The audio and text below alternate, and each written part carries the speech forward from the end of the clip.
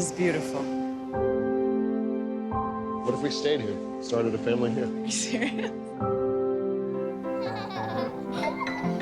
Can't believe it, my children are geniuses.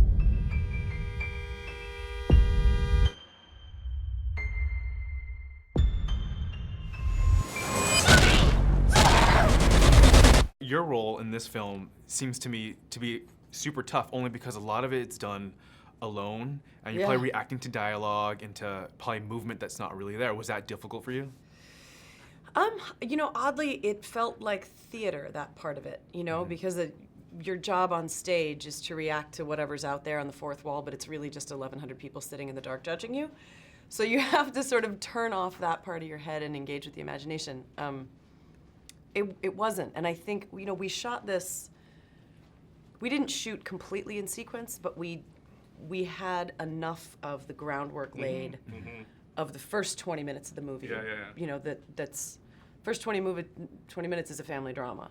And so I think once we, and hopefully the audience, get sufficiently invested in that, the rest of it flows pretty naturally. It was kind of weird, actually, to start with. Like, we did the walk to the temple to start with. That's how you got off the plane and just did that.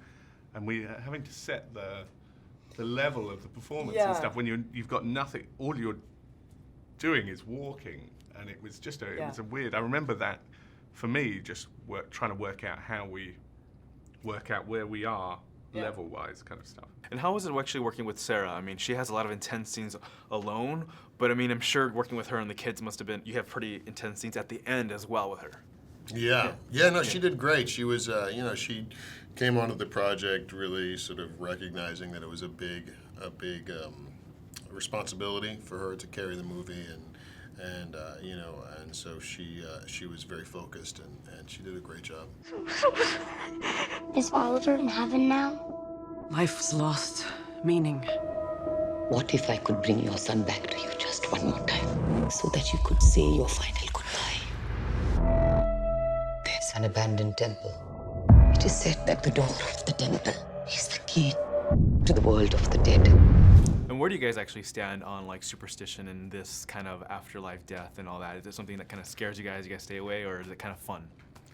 I think they're ghosts. I mean, I've had a couple of experiences. I hope I have. I was drunk both times, actually. I mean, they're probably rubbish, but yeah, it would be a very sad world if there wasn't. I think there's loads that we don't know.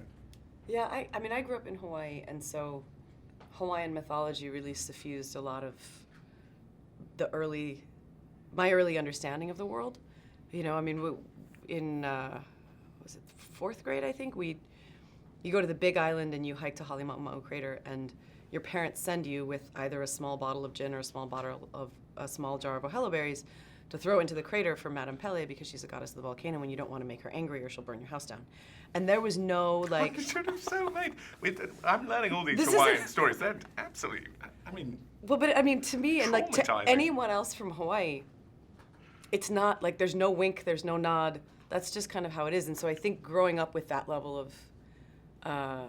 of mythology and a sense of a very alive current spirituality, stories like this, they don't seem like, oh my God, this is crazy imaginative. I'm like, well, okay, so she let the spirit of her son in and he haunted her. That was a mistake. I miss you, Mommy.